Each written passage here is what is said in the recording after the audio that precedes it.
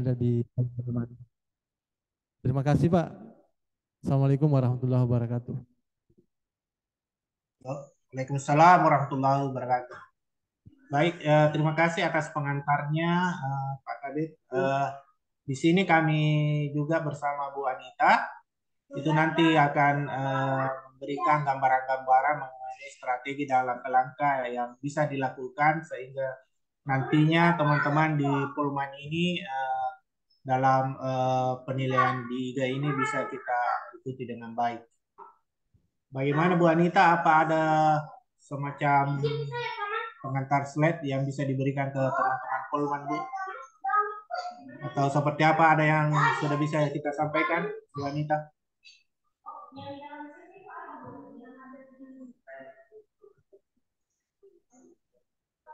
Mohon izin sebentar, Pak Herman. Ya, Bentar. silakan. Mohon izin. Ya, dipersiapkan dulu. Oke. Uh, Kalau dari perencanaan awal teman-teman di Polma, seperti apa langkah-langkah yang ingin mau dilakukan, Pak Kadit? Bisa mungkin diuraikan supaya kita bisa bilang ini ada gambaran awal. Silakan Pak. Ya, izin Pak, sekedar gambaran, kami di Polman berharap besar karena kan yang kami ingin harapkan di sini adalah bagaimana pendampingan teknis sedetail mungkin kepada teman-teman inovator. Jujur kami sampaikan bahwa inovasi ini mungkin di 2 tahun terakhir ini menjadi kurang menarik karena hampir sebagian besar teman-teman inovator menganggap inovasi ini menjadi beban secara personal karena di hampir semua OPD itu inovasi yang mereka usung itu berjalan sendiri-sendiri dan hampir pasti kita bahasakan bahwa yang mengusung itu yang mengerjakan inovasi itu sendiri.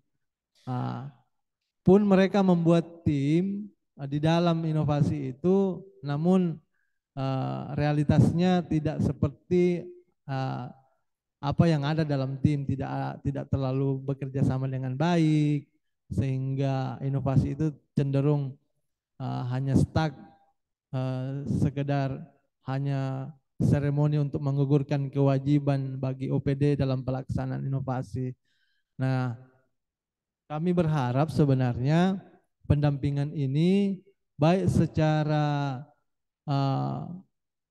penulisan karya ilmiahnya bisa lebih kompeten dalam inputan inovasi, sehingga di pendampingan ini kami berharap seperti pula dengan arahan Pak Kaban, kalau perlu face to face ceritanya Pak pendampingannya, sehingga masing-masing inovator ini bisa menginput inovasinya secara berkualitas.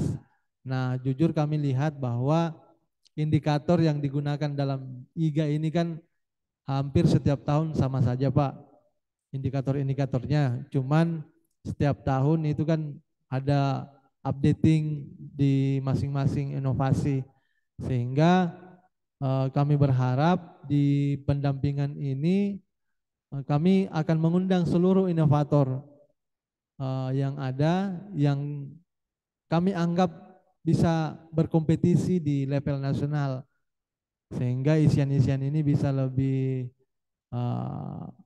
detail, lebih jelas dan lebih berkualitas isiannya. Itu mungkin Pak sedikit gambaran dari kami.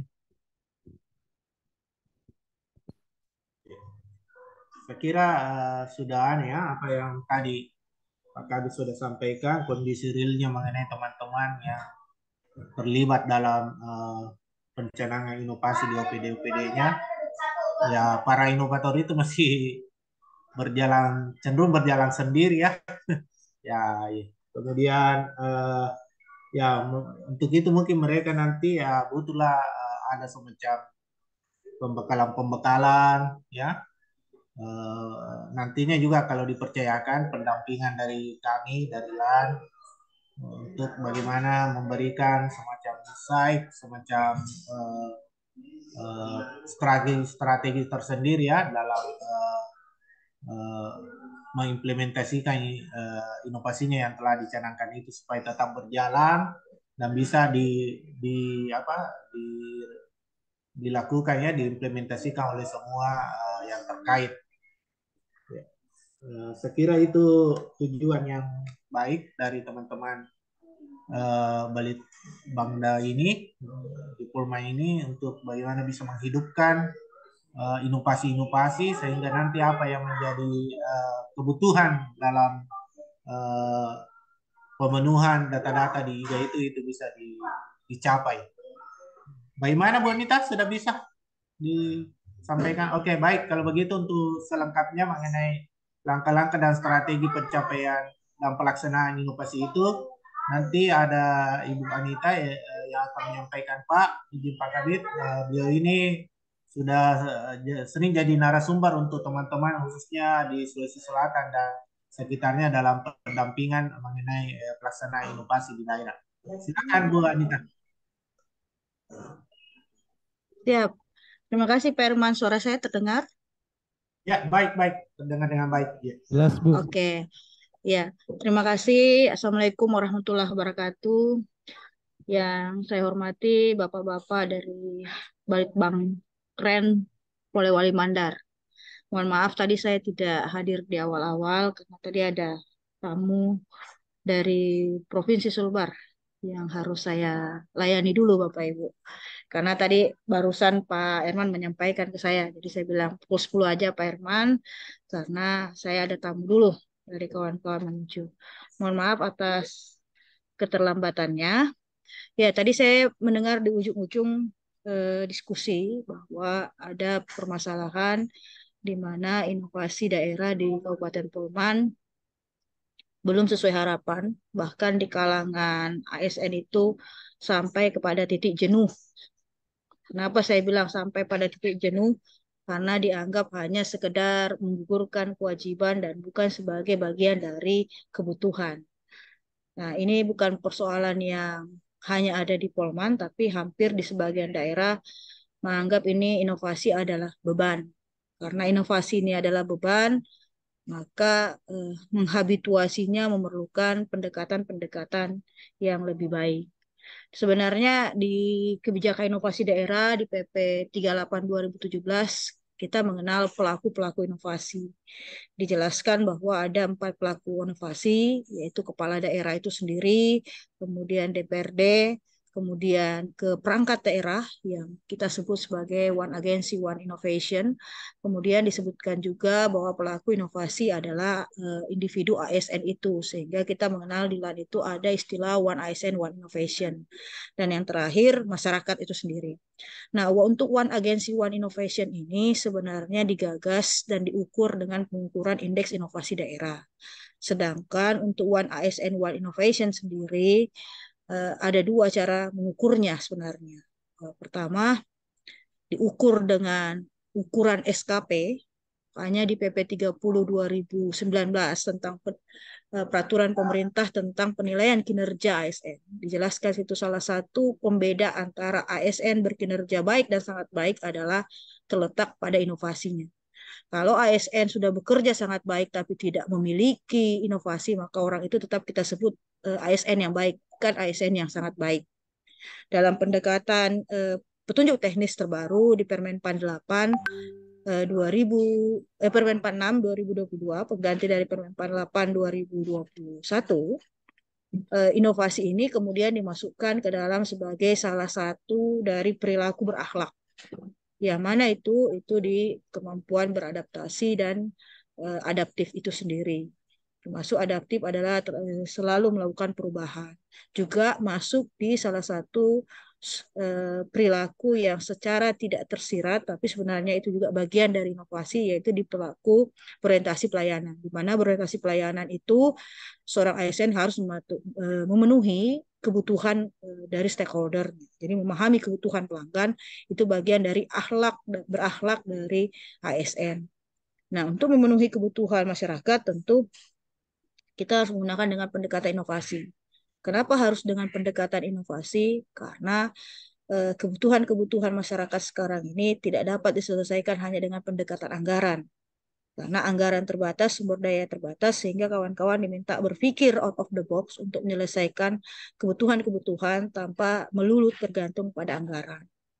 Nah, untuk melindungi segala kegiatan inovasi di pemerintah daerah, sebenarnya Undang-Undang 23 tahun 2004 itu sudah dengan tegas menegaskan bahwa kepala daerah yang berinovasi itu terlindungi dengan beberapa pasal yang terdapat dalam Undang-Undang 23. Nah, yang jadi pertanyaan bagaimana ini teman-teman kita dorong baik di tingkat perangkat daerah maupun di tingkat ASN untuk berinovasi. Sebenarnya ada beberapa program. Untuk di LAN sendiri, Bapak Ibu, kami banyak pendekatan. Untuk pendekatan mendorong inovasi ini dalam roadmap kebijakan kita ya. Jadi sebenarnya inovasi ini kalau ingin digalakkan tentu harus ada dibangun ekosistem inovasi. Tentu kita harus memahamkan bahwa inovasi itu harus menjadi bagian dari program kerja pemerintah, harus menjadi bagian dari pohon kinerja dari perangkat daerah, sehingga pendekatan inovasi ini bukan pendekatan tujuan, tapi bagaimana membuat inovasi ini adalah menjadi alat untuk mencapai visi misi daerah. Sehingga inovasi ini sebenarnya bukan pada aktivitasnya, Bapak Ibu, tetapi bagaimana kawan-kawan menggunakan inovasi ini sebagai alat atau tools yang bisa mereka pilih untuk mereka bisa mencapai kinerja mereka, baik kinerja perangkat daerah maupun kinerja individu. Itulah sebabnya tadi saya bilang di level perangkat daerah kita ukur dengan Innovation Government Award-nya, sedangkan di tingkat ASN kita ukur dengan penilaian SKP. Jadi sebenarnya bagaimana mereka untuk tidak jenuh, ya masukkan ke dalam SKP mereka. Kalau per ASN, kontrakkan itu dari seluruh kepala SKPD, kepala perangkat daerah kepada seluruh ASN. Itu ada di ranah pimpinan. Nah, kami sendiri di LAN itu untuk pendekatan One Agency, One Innovation, itu ada model yang kita sebut Lab Inovasi. Lab Inovasi hingga tahun 2022 ini, ya Bapak Ibu bisa melihat datanya sudah mencapai 101 daerah kabupaten kota. Kalau 2021 ya 101 daerah tambah 4 lokus di Labina APBN dan 6 lokus kemitraan, berarti ada penambahan 20. Berarti sekarang ada 121 daerah yang sudah kita bina laboratorium inovasi. Salah satu yang kita bina adalah Mamuju Tengah. Mamuju Tengah itu nanti saya tunjukkan datanya adalah peraih indeks inovasi daerah tertinggi di Sulawesi Barat. Bapak Ibu harus tahu mereka mulai mengalami peningkatan sejak LAN membina mereka sebagai laboratorium inovasi di APBN LAN. Kenapa mereka dulu masuk di APBN LAN? Karena memenuhi kriteria 3T, tertinggal, terluar, dan terdekat. Jadi mereka waktu itu masuk kategori daerah baru yang masih kategori tertinggal. Sehingga di 2020 kita pernah bina. Nah, kita punya pendekatan ini namanya laboratorium inovasi. Sedangkan untuk menciptakan One ASN One Innovation itu kita bina secara terstruktur melalui pelatihan-pelatihan yang mewajibkan untuk mendapatkan sertifikat kelulusan wajib menghasilkan inovasi dalam bentuk proyek perubahan. Semisal Bapak Ibu, di CPNS LAN sudah menekankan bahwa mereka harus mencapai nilai berakhlak. Untuk mencapai nilai berakhlak, mereka harus ada program aktualisasi yang salah satu alat ukur aktualisasinya itulah apakah mereka punya kegiatan yang mengandung nilai kreativitas. Kenapa harus mengandung nilai kreativitas? Karena yang melakukan adalah individu. Jadi harus dibedakan Bapak Ibu, yang mana itu inovasi, yang mana itu bukan inovasi. Kalau hanya dilakukan oleh individu, itu bukan inovasi, namanya kreativitas. Tapi ketika dilakukan secara bersama-sama melibatkan banyak orang, maka itu disebut inovasi. Nanti saya tunjukkanlah apa pendekatan secara jelas. Nah, kemudian kami menilai kenapa kemudian kreativitas, karena ASN CPNS ini bekerja mandiri, belum memimpin unit. Nah, ketika mereka naik menjadi pejabat struktural, baik itu eselon 4, eselon 3, eselon 2, eselon 1, kami meminta dalam program pelatihan kepemimpinan itu mereka menghasilkan proyek perubahan, di mana proyek perubahan itu harus mengandung unsur inovasi yang diukur dengan kemampuan menggerakkan orang-orang di sekitarnya. Jadi kalau hanya sendiri itu namanya kreativitas, yang kita ukur kreativitas belum inovasi. Nah, sedangkan ketika mereka sudah menjadi leader, one agency, one innovation, barulah kita sebut mereka pada level inovasi. Nah, itulah program-program terstruktur lah. Nah, pertanyaannya bagaimana dengan kawan-kawan Polman? Apa yang harus kita lakukan? Tentu yang harus kita lakukan, pertama kita lihat dulu datanya kawan-kawan Polman. Data di Polman, Bapak Ibu, ada peningkatan dan penurunan. Di 2020 itu kawan-kawan Polman sama sekali tidak bisa dinilai. Sehingga oleh kawan-kawan Kemendagri kasih peringkat 395 sebenarnya peringkat 395 ini pun tidak bisa dibilang peringkat 395 karena mulai dari peringkat 360 sampai 400 itu nilainya 0. Karena Polman belum memasukkan data apapun sehingga orang-orang Kemendagri memberikan predikat ke Polman tahun 2020 itu tidak dapat dinilai atau peringkat 395 dengan nilai 0. Nah, Polman baru memasukkan data IGA-nya, data Innovation Award-nya, data Indeks Inovasi Daerahnya, itu tahun 2021 dengan nilai 35,91 yang alhamdulillah mendapatkan predikat inovatif dengan peringkat 216. Sayangnya, ketika terjadi perubahan dari 2020 ke 2021 itu ada perubahan tata cara penilaian, Pak. Tapi dari 2021 ke 2022, 2022 ke 2023 tidak banyak yang berubah. Nah, ketika tidak banyak berubah di antara 2021 ke 2022, ternyata di 2022 kawan-kawan di Polman ini secara nilai naik menjadi 43,67, secara predikat tetap inovatif, namun secara peringkat turun menjadi 224. Makanya saya bilang ini naik tapi turun. Kenapa seperti ini Bapak Ibu? Karena kesadaran inovasi di daerah lain pun meningkat. Sehingga Polman yang naik ini nilai naik, tapi dibandingkan dengan kompetisi daya saing dengan kawan-kawan kabupaten kota lain turun karena daya kabupaten kota lain juga bergerak sehingga pergerakan Polman tidak dapat mendongkrak nilainya karena di antara nilai nasional Polman itu masih peringkat 224, artinya turun sekitar 8 digit secara peringkat. Nah, kalau kita lihat data secara Sulawesi Barat, tentu yang tertinggi kalau kita lihat ini ya Mamuju Tengah. Apa alasan tertingginya nanti saya sampaikan lah. Karena menilai indeks inovasi itu bukan dari berapa banyak jumlah inovasinya. Banyak sub-sub yang sebenarnya itu terkait dengan kebijakan, itu terkait dengan suprastruktur, itu terkait dengan nilai-nilai capaian kinerja. Jadi indeks inovasi pemerintah daerah itu tidak melulu diukur dari berapa banyak inovasi yang dihasilkan. Kalau melihat data ini, Bapak-bapak sekalian, saya mau bilang Bapak Ibu ternyata tidak ada ibu-ibu. Bapak-bapak sekalian, nah, tentu secara data, Polman itu peringkat keempat. Kalau Sulbar juga dianggap sebagai daerah tersendiri. Sengaja, Provinsi Sulbar aja kalah dengan Mamuju Tengah. Karena Mamuju Tengah sudah 50,56 dengan peringkat 140. Dengan peringkat Kabupaten Mamasa itu jauh sekali perbedaannya, sekitar 71 peringkat jauhnya antara juara 1 Kabupaten Mamuju Tengah dengan juara 3 Kabupaten Mamasa. Kalau kita perbandingkan antar kabupaten, itu bedanya 61 peringkat. Jauh sekali ini Mamuju Tengah meninggalkan kawan-kawan di kabupaten di Sulawesi Barat ini. Kalau dibandingkan dengan Kabupaten Polman di antara kabupaten kota itu juara 3. Tapi di seluruh Sulbar sendiri, kalau Sulbar dihitung sebagai salah satu daerah, maka dia sebenarnya juara 4. Nah, kalau dilihat secara senioritas usia, harusnya kawan-kawan Polman lebih baik daripada kawan-kawan Mamuju Tengah. Tentu kita bertanya, kok bisa kawan-kawan Mamuju Tengah ini mendapatkan nilai yang jauh lebih baik daripada rekan-rekannya kabupaten kota lain di Sulawesi Barat. Nah, tentu ada perbedaan dasar dan perbedaan inilah yang mengakibatkan perbedaannya nilai antara Kabupaten Mamuju Tengah dengan kawan-kawan Polman, Majene, Mamuju Utara, Mamuju dan Mamasa.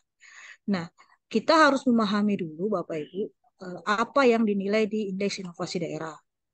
Pertama, kita harus memisahkan dulu mana yang disebut inovasi, mana yang disebut kreativitas, Bapak Ibu. Kalau yang mengerjakan hanya seseorang dan dia hanya berakhir di tataran ide dan gagasan, itu belum bisa disebut inovasi, Bapak. Dia hanya disebut kreativitas.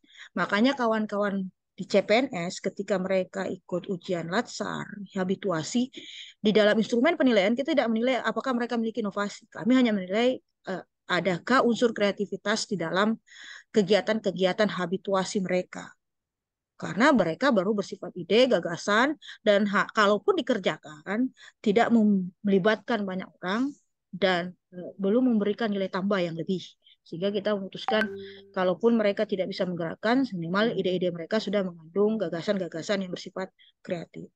Nah, ketika gagasan kreatif yang dicetuskan oleh seseorang, oleh seorang agen perubahan, atau seorang inovator, seorang yang kreatif, itu diwujudkan, dan menghasilkan hasil yang memungkinkan untuk dilakukan bersama-sama, memberikan nilai tambah, dan bisa diukur nilai kemanfaatannya, maka saat itulah wilayah-wilayah kreatif berubah menjadi wilayah inovasi.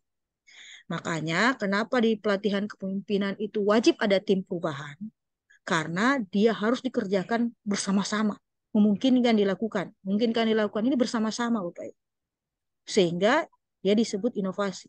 Dan ketika dia memberi nilai tambah, jadi memberi manfaat dan memberi keuntungan, maka itulah kita sebut inovasi.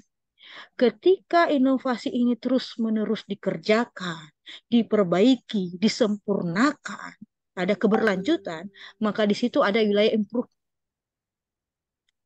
Itulah sebabnya indeks inovasi menilai inovasi itu punya batas usia tertentu, minimal setahun.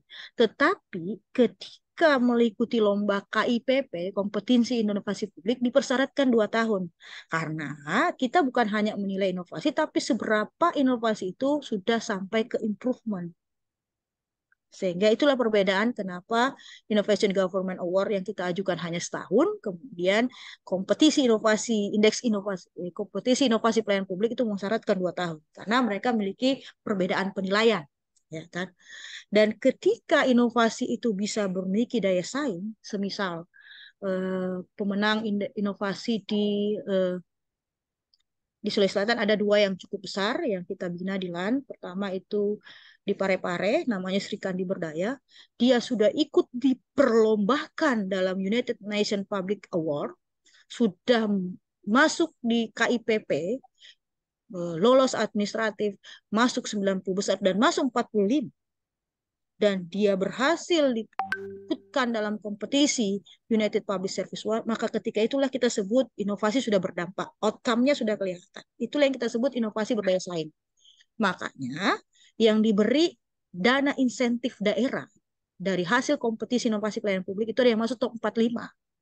Bukan yang top 90, karena top 90 itu masih bicara improvement.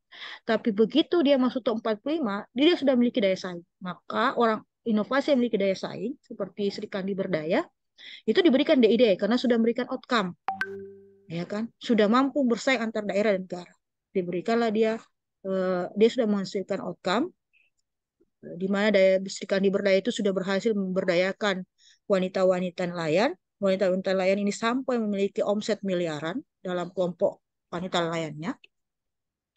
Ketika mereka sudah berhasil menunjukkan dampak, maka dalam kompetisi inovasi pelayanan publik, kawan-kawan Menpan mengajukan pemenang-pemenang top 45 ini ke Kementerian Keuangan untuk mendapatkan dana insentif daerah.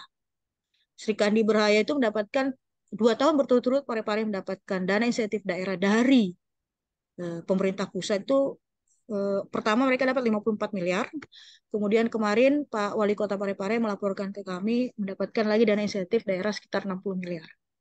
Itu jadi sebenarnya kalau dibilang inovasi ini tidak menghasilkan apa-apa, salah juga bagi daerah. Nah, untuk daerah sekarang, untuk bisa mendorong gairah dan memastikan bahwa inovasi ini menjadi sesuatu yang penting dan mempengaruhi ASN, maka salah satu yang diukur ketika untuk menilai berapa besaran TPP yang layak diberikan, yang dijadikan tolak ukur salah satu adalah hasil ini. Berapa nilai indeks inovasi daerah? Selain menilai hasil yang lain, salah satu yang diukur adalah indeks inovasi daerah. Selain mengukur ada ANJAP, ada ABK, ada FJAP, mereka juga harus menunjukkan mana dampaknya Oh, mereka ternyata indeks inovasi daerahnya masih kurang inovatif, masih sangat baik. Inovatif, kurang inovatif, sangat baik, itu mempengaruhi besaran TPP, hitungan TPP. Itu harus dipahami.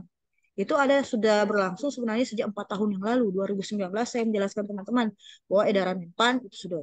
Makanya kawan-kawan dari Balitbang Kemendagri itu intens memberikan pembimbingan karena mereka sudah mengatakan bahwa ini sekarang jadi alat ukur untuk memastikan layak tidak mereka mendapatkan TPP atau tidak.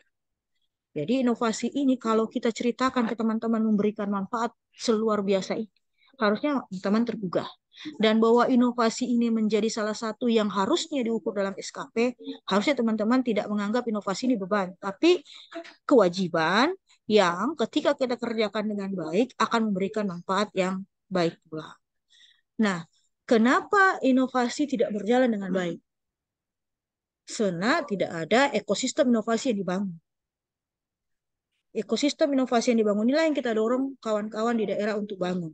Karena sebenarnya indeks inovasi ini menilai ekosistem, bukan hanya menilai seberapa banyak inovasi yang dihasilkan, tapi juga menilai ekosistem inovasi. Misalnya,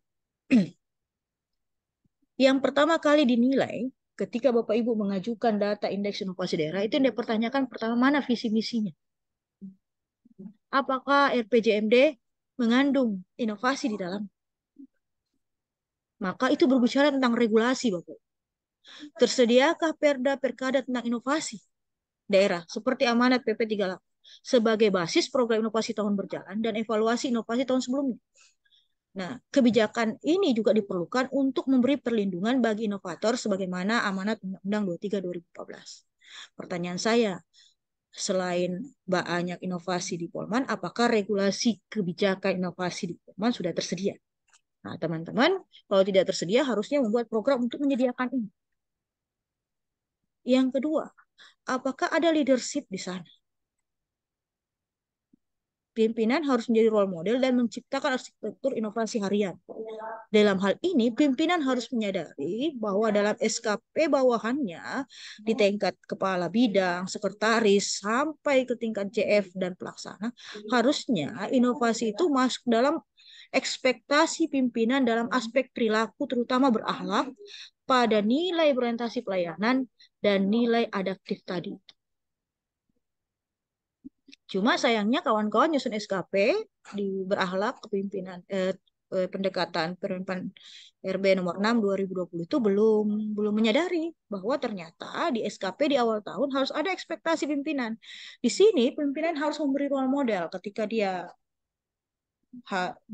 sudah ikut pelatihan kepimpinan, dia menciptakan inovasi, dia harus memberi role model bahwa inovasi saya itu bukan sekedar pelengkap supaya saya lulus PIM gitu. Dia harus menunjukkan bahwa inovasi yang saya hasilkan ini sudah mencapai tahap improvement, sudah juga mencapai tahap tadi saya bilang daya saing, bukan sekedar menggugurkan tujuan ketika mengikuti diklat. Kami di LAN sekarang mengukur evaluasi pasca diklat karena ada indikasi seperti itu. Jangan-jangan peserta pelatihan membuat proyek perubahan itu tidak berlanjut karena hanya sekedar menggugurkan saja. Tentu di sini aspek leadership penting. Yang berikutnya, apakah ada manajemen pengetahuan di sana? Apakah proses inovasi adalah knowledge yang terus dikelola dengan baik agar tidak menguap atau evaluasi dan menjadi sumber data bagi pengambilan keputusan dan bahan pembelajaran BK dan inovasi. Untuk menjamin manajemen perubahan ini terlihat di indeks inovasi daerah, maka semua proposal indeks inovasi daerah itu harus dimasukkan. Ibu tidak hanya mengklik judul inovasi dan sebagainya, tapi dengan bukti-buktinya. Sebenarnya tujuan memasukkan itu untuk menunjukkan ada nggak manajemen pengetahuan di dalam. Apakah inovasi yang dilakukan selama ini didokumentasikan dengan baik atau tidak? Itu tentu dipertanyakan Bapak Ibu. Itulah sebabnya indeks inovasi harus mendokumentasikan yang Bapak Ibu sebut kata proposal tadi itu. Ya kan? Sebenarnya proposal itu tujuannya untuk manajemen pengetahuan. Ada nggak sistem yang dibangun? Bukan hanya pada saat datanya yang dibutuhkan, tapi sudah ada memang dari dulu. Itu makanya banyak kawan-kawan Balitbangda membangun sistem informasi yang isinya adalah aplikasi kah atau apakah terserah lah gitu. Seperti beberapa daerah, mereka membuat sistem informasi yang berisi tentang data-data inovasi yang terus-menerus dilakukan dalam kurun 5 waktu terakhir atau sejak inovasi ini dicanangkan. Nah, kemudian yang dinilai juga adalah apakah dalam indeks inovasi daerah, SDM dan agen perubahan itu di setiap perangkat daerah dimiliki tidak. Maka untuk memastikan bahwa SDM dan agen perubahan yang dimiliki, maka yang dinilai dalam indeks inovasi daerah, apakah ada bimbingan teknis nggak yang diberikan? Ya kan? Kalau Bapak Ibu membaca indeks inovasi daerah, di situ ada unsur sudah adakah kegiatan sosialisasi atau bimbingan teknis yang diberikan. Sebenarnya tujuannya adalah untuk menguatkan para SDM atau agen perubahan ini. Ya kan? Sehingga setiap perangkat daerah ini memiliki kader inovator yang memiliki kompetensi sebagai agen perubahan. Kenapa orang bosan berinovasi, Bapak? Karena yang berinovasi itu terus, itu terus, itu terus, sehingga secara individu orang terbebani. Kenapa terbebani? Karena tidak ada kaderisasi. Mohon izin. Jadi kalau tahun 2020 si A yang disuruh, 2021 si B, tahun 2023 si C. Harusnya begitu. Tapi yang kejadian sehingga akhirnya muncul kebosanan tahun 2021 si A, 2022 si A, 2023 si A. Kenapa hanya si A? Karena hanya si A saja yang tahu cara berinovasi. Tidak ada kegiatan bimbingan teknis, kaderisasi yang dilakukan. Mohon izin suara saya terdengar dengan baik atau bagaimana? Ya, jelas Bu. Ya, Oh, lanjut. siap. Iya. Nah, terakhir yang ingin kita lihat adalah dua hal lagi, yaitu budaya. Budaya inovasi itu ada nggak di sana? Bagaimana membudayakan menjadikan inovasi sebagai kebiasaan dan gaya hidup? Bisa antara lain dengan memberikan insentif bagi unit pegawai yang berinovatif atau mendorong kompetisi. Pertanyaan saya, apakah di Polewali Mandar ada kompetisi inovasi? Kompetisi inovasi itu tidak bertujuan untuk memperlombakan, tapi untuk membudayakan. Di Sulawesi Selatan, yang tertinggi indeks inovasi daerahnya itu adalah Kota Parepare. Juara 2-nya Kabupaten Pangkep, juara 3 itu Timur kalau saya tidak salah, dan mereka Kota Makassar, juara 1 Kota Parepare, juara 2 Polewali Mandar, bukan, juara 2 Pangkep Kepulauan, juara 3 Kota Makassar, juara 4 Luhut Timur. Keempat big top 4 besar ini, Kota Parepare sudah melakukan lomba inovasi itu sejak berapa ya? 7 tahun yang lalu.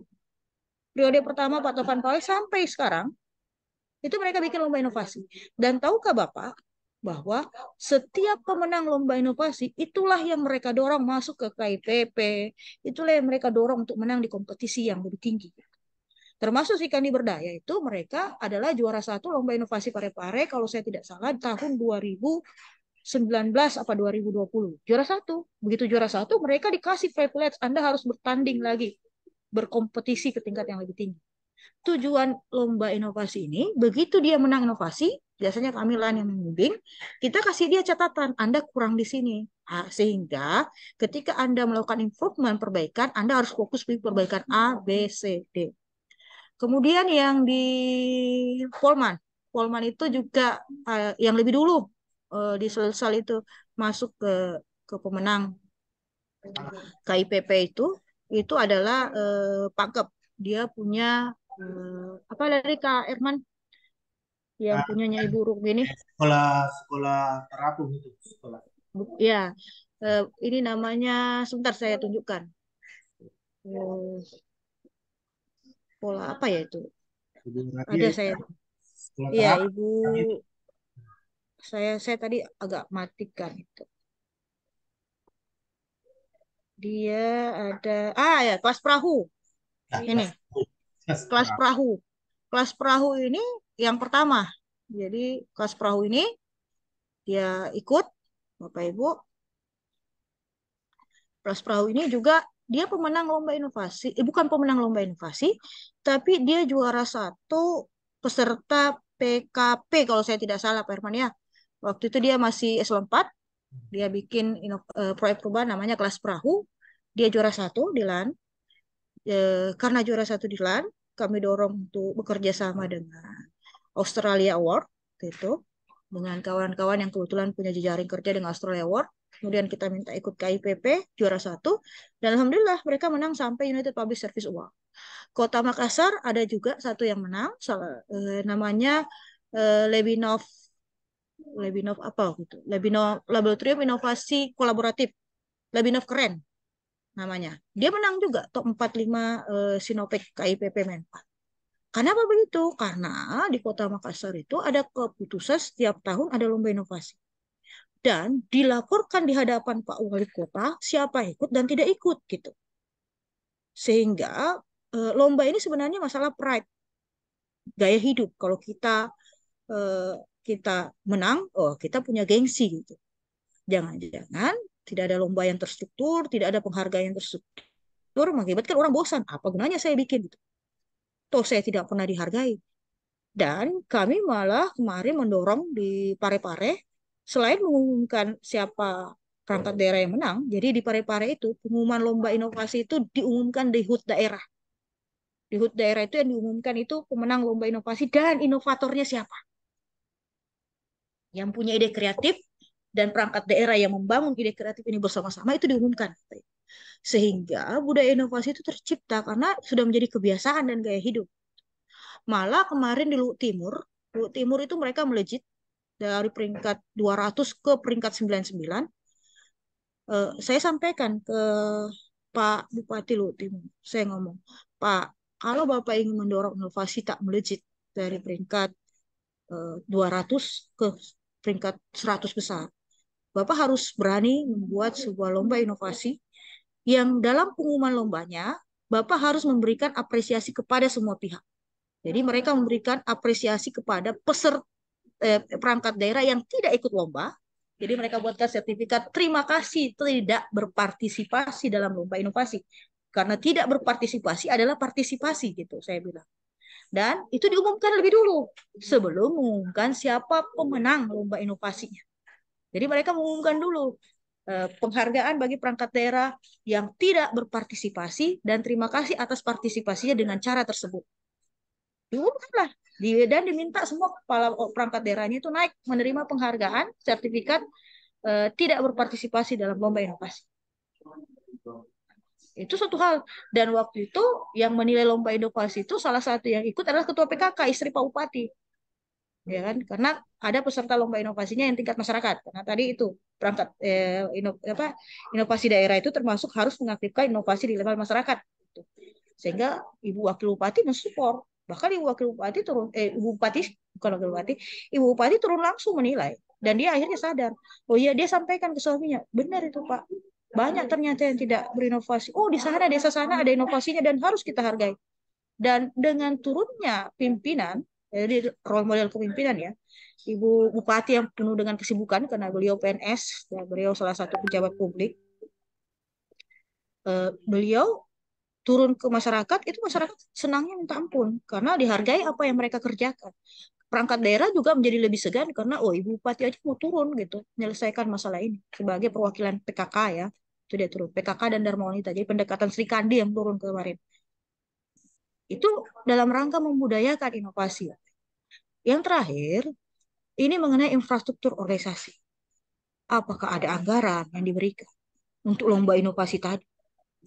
Ya kan? Luhut Timur itu dia baru menganggarkan di akhir tahun di anggaran perubahan 2022. Sehingga kemarin saya benar-benar kelelahan karena harus berkejaran dengan waktu mepet bersama daerah-daerah lain yang harus kami support dengan urusan yang berbeda. Luhut Timur, tapi karena komitmen kami, ya aku boleh buat. Dan secara infrastruktur organisasi, mereka juga akhirnya menambahkan lagi di tahun 2023 karena sudah ada tadi pride yang gengsi yang akhirnya tersentil dari perangkat daerah yang tidak ikut ini sehingga melonjak ini peserta diperkirakan dan memang melonjak 2 kali lipat peserta, bahkan peserta dari tingkat masyarakat melonjak tajam gitu sehingga kemarin kita sudah bilang harus tinggal 4 hari saja itu Bunita ya saya bilang 6 hari saya harus hilang Pak kalau gitu ya kan karena kita mau nilai ini. Nah infrastruktur inovasi ini juga dinilai di dalam indeks inovasi daerah. Dinilai di mana? Ada anggarannya enggak? Ya kan? apakah Pelitbang Friend ini punya program kerja, networking, siapa saja yang dilibatkan.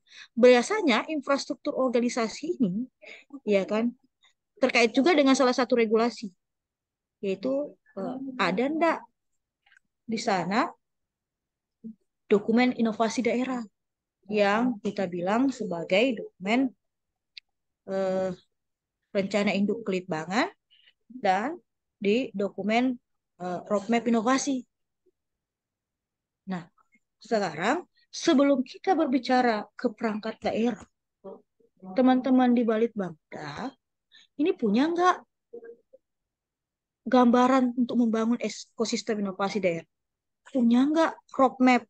Ini harusnya ditunjukkan dalam roadmap. Apa sih yang Bapak ingin Ibu capai? Rata-rata yang mencapai peringkat seperti Mamuju Tengah itu, mereka punya roadmap Bapak Ibu. Bahkan sudah 2 kali mengganti roadmap inovasi daerah. Karena sudah 2 periode kepemimpinan kan, walaupun masih tetap Pak Aras gitu. Tapi kan periodisasi RPJMD Pak Aras 2 kali. Maka 2 kali juga mereka membuat roadmap inovasi karena periodisasi roadmap inovasi ini. Nah, inilah sebenarnya yang secara menyeluruh dinilai dalam indeks inovasi daerah. Nah, Bapak Ibu, indeks inovasi daerah tahun 2023 ini berbeda dari indeks inovasi 2022-2021. Bedanya di mana, Bapak? Indeks inovasi daerah 2023 fokus pada inovasi tematik untuk produk inovasinya. Tapi untuk aspek-aspek yang lainnya, peraturannya, perdanya, visi misi, ada tidak misalnya eh, indeks kemiskinannya naik tidak? Karena yang dinilai kan indeks kemiskinan juga dinilai dalam indeks inovasi daerah. Bicara tentang dampak gitu. Tapi itu berapa persen? Tapi harus paham teman-teman di Polman, ada perbedaan mendasar di 2022 dan 2023, yaitu bahwa inovasi sudah fokus pada tematik. Di daerah lain, Bapak Ibu, yang nilai indeks inovasinya sudah luar biasa, Parepare, di Sulawesi Selatan ya, Polman, Mamuju Tengah, Makassar, ketika mereka meluncing lomba inovasinya di bulan Maret, kalau Pare-Pare malah di launchingnya akhir tahun, diumumkannya awal tahun kemarin Perman ya, Perman salah satu jurinya. Mereka sudah memasukkan fokus inovasi tematik ini sebagai fokus dari produk inovasi. Jadi dalam proposal inovasinya mereka masukkan ini terkait dengan yang mana? Penanggulangan kemiskinan, investasi, program prioritas nasional atau digitalisasi. Ya kan? Kalau yang di masyarakat ya kita bilang harus, kalau yang pesertanya masyarakat mereka bilang mereka harus fokus pada tema ini, subtema penanggulangan kemiskinan. Bagusnya ketika ada lomba inovasi yang Bapak bangun, kita bisa mengarahkan. Jadi lomba inovasi itu Bapak Ibu dibangun, diumumkannya Maret, dinilainya September. Loh kok bisa Bu Nita? Karena kita meluncingnya Maret, biasanya Bapak Ibu diberi waktu sehingga ada perangkat daerah yang belum berinovasi, ketika di launching dia udah tahu, oh ini akan ada lomba inovasi, berarti kita harus masih punya waktu mereka 3-4 bulan mempersiapkan inovasi baru. Kalau mereka tidak pas atau belum punya, mereka bisa punya waktu sehingga ketika penilaian di bulan September atau bulan Agustus mereka tidak masuk tadi yang menerima sertifikat tidak berpartisipasi. Mereka bilang setidaknya Bu Dita saya berpartisipasi, kalau tahun ini saya tidak menang kan proposal saya, inovasi saya ini bisa saya ajukan tahun depan nggak Bu Nita ikut lomba? Bisa. Siapa tahu saya menang tahun depan. Setidaknya lomba inovasi ini menjadi ruang inkubasi untuk inovasi-inovasi baru. Jadi tujuan lomba inovasi bukan cuma cari pemenang, tidak. Tapi kami arahkan menjadi ruang inkubasi inovasi baru, ruang untuk berbagi, mengekspresikan diri, dan ruang untuk memberikan penghargaan bagi teman-teman. Di Mamuju Tengah itu dulunya dikasih uang Bapak Ibu. 2020, 2021. Maaf saya selalu ngulang-ulang Mamuju Tengah karena itu yang paling tinggi di Sulbar. Mohon maaf gitu. Fakta itu. Nah, tapi 2023 ini mereka tidak memberikan hadiah langsung, hanya sertifikat. Tetapi mereka sudah berdiskusi karena kebetulan litbangnya bersama Bapedanya satu perangkat daerah, dan setelah hasil evaluasi BPK bahwa tidak boleh diberikan hadiah langsung, maka mereka memasukkan pemenang di 2023 itu akan diusulkan ke tim penyusun anggaran daerah TPAD untuk diberikan insentif khusus penambahan APBD. Pada item mana itu nanti tergantung inovasi. Jadi mereka menggunakan pendekatan yang sama dengan KIP, diberikan dana insentif gitu. Itu kan dimungkinkan secara aturan gitu. Itu salah satu jalan keluar yang kita diskusikan. Nah, kalau teman-teman ingin lihat lebih lengkapnya ini, Indeks Inovasi Daerah. Ada visi-visi, ini kan regulasi. Penerapan SPIP, Sistem Pengawasan Internal Instansi Pemerintah. Penetapan APBD mengandung inovasi enggak? Peningkatan perizinan, pendapatan per kapita, ini indikator satuan. Tapi ada indikator satuan inovasi daerah lainnya lagi. Ya kan? Ini satuan pemerintah daerah. Ini untuk yang di perangkat daerah. Bagaimana regulasi inovasi daerah? Ya kan? Ada enggak roadmap SIDA, sistem inovasi daerah? Ada enggak perda inovasi? Bagaimana SDM inovasi? Ada enggak agen perubahan yang sudah dibangun? Berapa banyak SKP yang mengandung inovasi?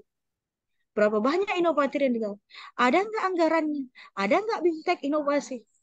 Jangan-jangan Bapak bikin kegiatan berharap ada kader inovasi, tapi tidak bimtek. Biasanya demi menghemat anggaran, teman-teman tidak punya dana. Saya bilang, kalau di launching inovasi, sekaligus juga kita bimbingan teknis inovasi, bimtek di situ. Jadi launching inovasi itu pengumpulan adalah penyampaian resmi dari Sekda, biasanya paling rendah. Kalau di daerah lain, Pak Parepare itu langsung Pak Wali Kota, dia launching inovasi, launching, kemudian setengah hari launching, setengah hari berikutnya itu diisi oleh tim inovasi, tim dari kami gitu lah.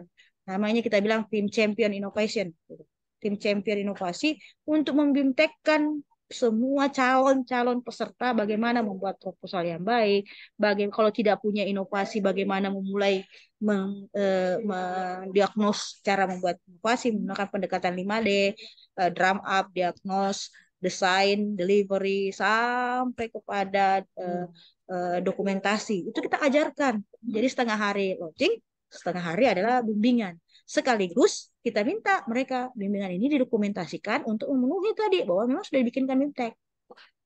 Terus apakah ada program dan inovasi dalam RKPD? Ya kan? Nah, tentu yang kalau ini kan pasti masuknya ke Bapelitbangda, ya kan? Kawan-kawan Bapeda. Bagaimana ini? Program dan kegiatan inovasinya seperti apa? Aktor inovasi tadi dicatat nggak? Kalau ada yang menyatakan aktor inovasi ini paling gampang Pak sebenarnya dapat. Saya kadang-kadang bingung kenapa daerah tidak punya data ini. Ada saja peserta diklat di tempat Bapak. Kan Polman ini banyak yang kemarin ikut PIM 3, PIM 2 Pak Herman ya. Pak Wakil Bupati selalu nutup PIM di sini. Harusnya hasil PIM itu kan ada inovasi, namanya proyek perubahan. Bukan namanya inovasi, bukan inovasi namanya. Tapi namanya proyek perubahan. Tapi proyek perubahan itu mengandung inovasi. Harusnya kawan-kawan Balitbang itu proaktif membuka data itu bahwa ada inovasi. Jadi kalau kawan-kawan BKPSD mengirim orang untuk ikut diklat PIM, harusnya kawan-kawan Bapelitbang udah bahagia, berarti terpenuhi lagi ada aktor inovasi baru. Karena itu output dari diklat PIM harus menghasilkan proyek perubahan yang isinya mengandung inovasi.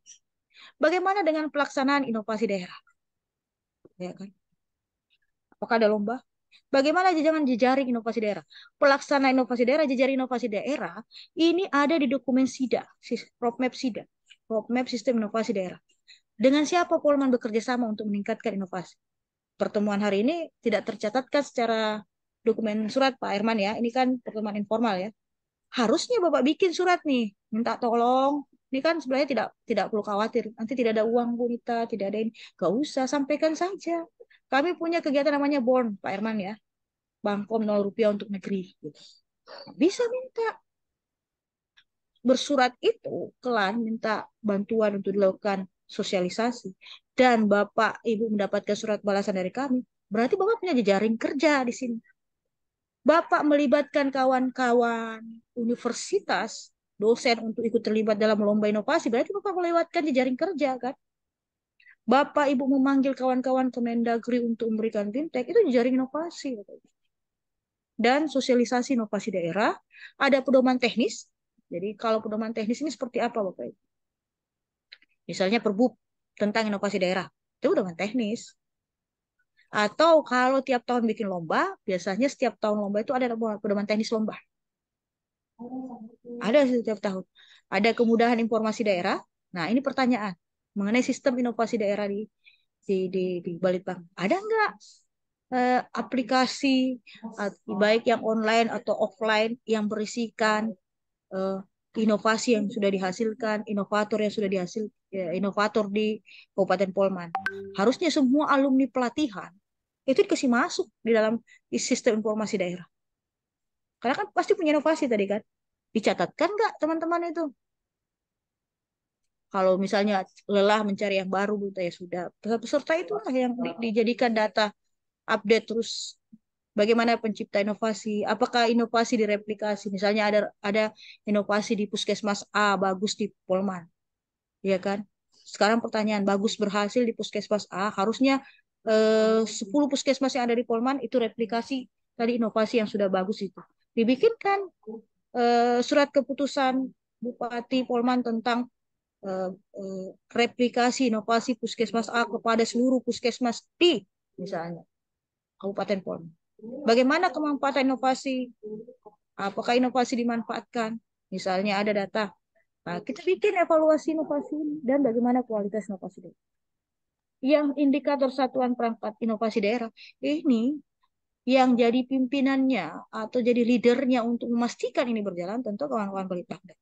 Kalau indikator satuan pemerintah daerah ini bisa jadi tidak ada. Nah, jadi bagaimana penghargaan bagi inovator ini kalau mau inovasi? Yang kalau ini dilakukan bisa meningkatkan indeks satuan inovasi daerah. Roadmap sidangnya ada enggak? Nah tentu hal inilah yang teman-teman ketika kita berdiskusi untuk meningkatkan inovasi di Polman, tentu pendekatannya harus pendekatan sistem. Untuk apa Bapak Ibu? Tentu meningkatkan tadi ekosistem inovasi daerah yang ada di Kabupaten Polman. Dengan harapan tadi itu indeks inovasi daerahnya bisa bertambah menjadi lebih baik. Yang harus Bapak Ibu ketahui, Bapak Ibu nggak ada ibunya tadi ya. Bapak-bapak ketahui, waktu terus bergerak, lingkungan birokrasi terus berubah. Nah, ini kalau di Mamuju Tengah ya, saya belum ganti karena tadi tidak ada. Indonesia Kabupaten itu harus berani bertransformasi. Ya. Kenapa harus berani bertransformasi? Tadi saya sudah tunjukkan data-data Bapak Ibu. Bapak Ibu secara nilai naik, tapi secara peringkat turun. Karena dalam waktu yang bergerak ini, Polman bergerak, daerah lain juga bergerak, Bapak Ibu. Ketika Polman ingin menaikkan peringkatnya, bisa jadi upaya yang Bapak Ibu lakukan tidak akan meningkatkan peringkat. Kenapa?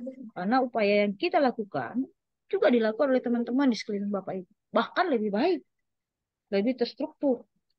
Sehingga ketika kita berdiskusi apa yang harus kita lakukan, ya tentu yang harus kita lakukan adalah perubahan-perubahan yang lebih terstruktur. Oh, ada Ibu, mohon maaf, saya baru lihat ada Ibu.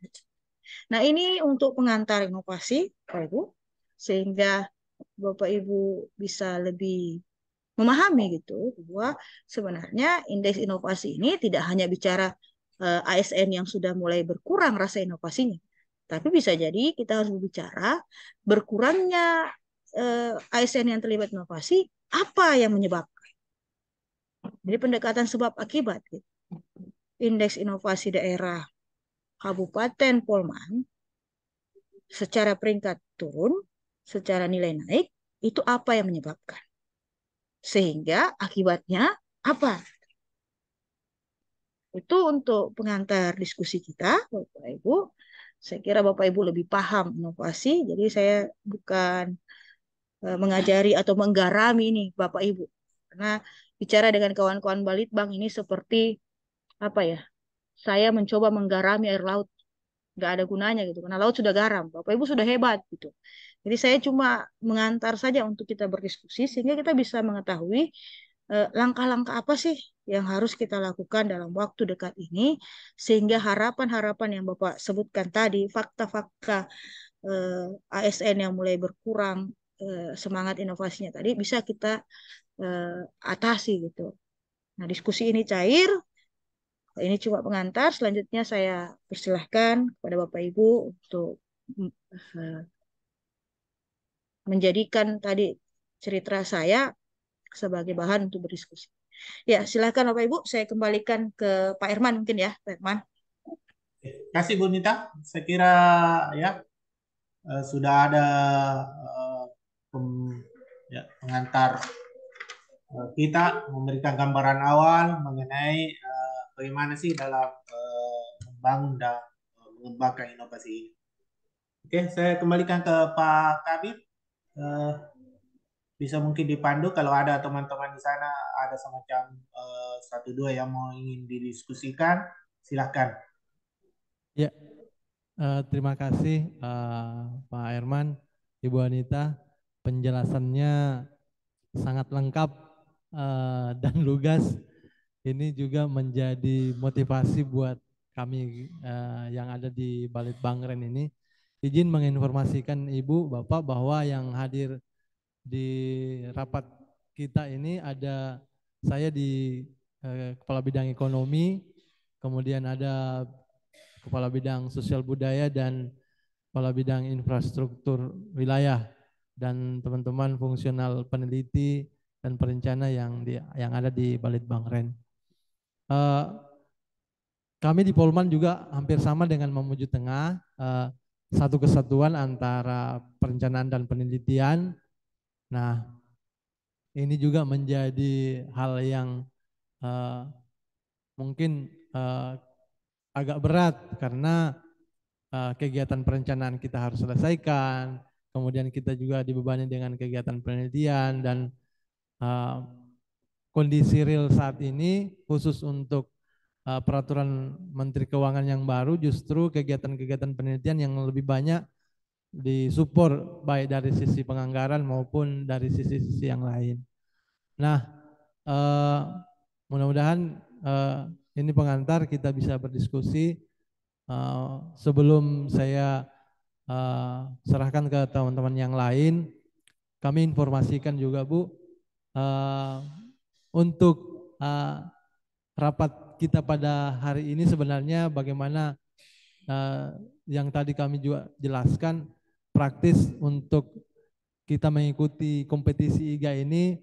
Kalau kita melihat di aplikasi sisa 22 hari, nah mudah-mudahan ini bisa kita maksimalkan karena berharap setelah rapat ini kami akan melakukan seperti tadi arahan Ibu bahwa kalau arahan juga Pak Kaban, kami berharap secara offline kami akan mengundang seluruh inovator yang ikut andil dalam kompetisi ini untuk dilakukan BIMTEK. Mudah-mudahan ini kita bisa laksanakan dalam waktu dekat. Kemudian di kegiatan inovasi kita juga ini baru tahun ini kita akan laksanakan Inovasi Award di level Kabupaten Polewali Mandar dan mudah-mudahan kita bisa launching pada akhir tahun. Nah, ini juga boleh menjadi bahan diskusi kita. Kemudian Perbub baru kita usulkan juga tahun ini Bu. Kalau SK Bupati, alhamdulillah kita sudah susun. Ada beberapa inovasi yang masuk di kami termasuk dari OPD, kemudian ada dari puskesmas. Seluruh puskesmas sudah memasukkan inovasi. Kemudian ada juga inovasi dari kecamatan.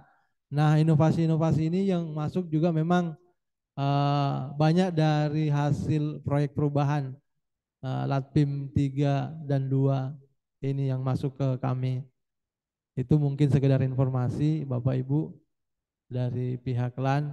Saya serahkan ke teman-teman yang lain yang ingin bertanya. Ya.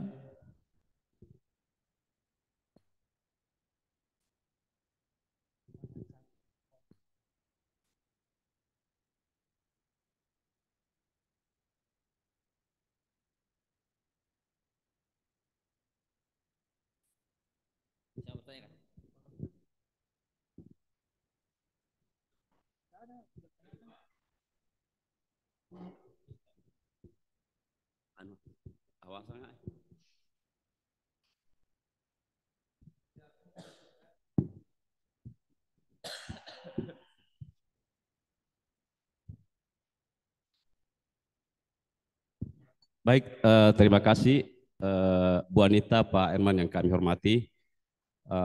Pada kesempatan teman-teman yang sempat ikut dalam kegiatan Zoom ini, Yang pertama, tentu setelah tadi mendengarkan beberapa penjelasan yang sudah panjang lebar menjelaskan tentang bagaimana membangun sebuah inovasi yang kuat di kabupaten, kami mencoba melihat satu persatu dari apa yang diuraikan tadi Bu. Mungkin kami pertegas bahwa hampir itu belum terbangun di Kabupaten Polewali Mandar. Itu mungkin yang pertama. Nah, selanjutnya mungkin untuk melihat daripada inovasi yang kami telah kembangkan ini, bahwa tadi sampaikan juga kelemahan-kelemahan kami tentu masih berjalan sendiri-sendiri. Nah, yang menjadi mungkin harapan kita adalah yang pertama, kami ingin melihat bahwa teman-teman ini sudah membuat inovasi ini, tentu kita membutuhkan perlu melihat bagaimana kualitas naratif yang dibangun di dalam inovasi itu, Bu. Ini yang belum terlihat bagus strukturnya, sehingga kita melihat bahwa narasi-narasi yang diinovasi itu masih ya belum menarik untuk kita baca. Itu yang pertama. Selanjutnya mungkin terhadap kelemahan juga inovasi dari kami adalah data dukun inovasi itu belum kuat, belum lengkap. Ini salah satu titik kelemahan kita, sehingga kita belum bisa menghasilkan atau melihat bahwa inovasi ini adalah inovasi yang bisa mungkin memberikan keberlanjutan dalam hal bagaimana mengimplementasikan. Kemudian selanjutnya adalah kita juga melihat bahwa di kabupaten, khususnya Kabupaten Polewali Mandar ini, bahwa kebutuhan pelayanan pemerintah sekarang ini itu masih belum melihat kita butuh inovasi yang sesungguhnya, karena kita melihat bahwa tadi disampaikan bahwa inovasi dibutuhkan karena kita butuh dukungan anggaran yang pembangunan yang kita laksanakan ini tidak dilaksanakan dengan dukungan anggaran yang maksimal, sehingga kita butuh inovasi untuk memberikan solusi, salah satu solusi untuk bisa memberikan bagaimana memberikan solusi terhadap masalah-masalah di luar kebutuhan anggaran yang lebih besar lagi. Kemudian selanjutnya Bu, terhadap yang membangun ekosistem inovasi, tentu ekosistem inovasi kita juga tidak kuat. Misalnya saja di dukungan ASN di setiap OPD itu belum ada, kemudian belum ada agen perubahan, kemudian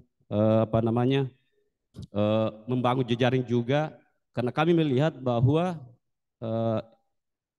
inovasi ini belum menjadi prioritas di dalam program yang ada di setiap OPD, sehingga ya tentu karena tidak menjadi prioritas, maka dukungan terhadap penganggaran untuk pengembangan inovasi juga ini tidak didukung terhadap pelaksanaannya.